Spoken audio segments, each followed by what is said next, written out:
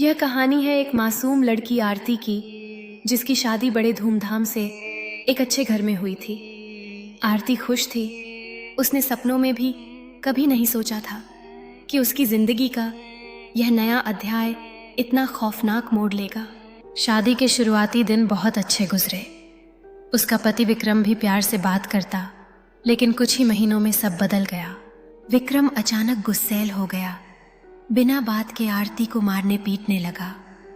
उसकी ननद समीरा और समीरा का पति राकेश भी उसे ताने मारते तंग करते। धीरे धीरे आरती की जिंदगी नरक बन गई थी। एक दिन आरती ने अपने खाने का स्वाद अजीब सा महसूस किया। कुछ घंटों बाद उसकी तबीयत बिगड़ गई। आरती की स्थिति गंभीर हो गई थी और डॉक्टर उसकी जांच कर रहे थे, यह जानने के लिए कि उसे क्या हुआ। उसके मन में एक ही सवाल था, क्या यह सब सच में हो रहा है? क्या उसके सपने सच में एक खौफनाक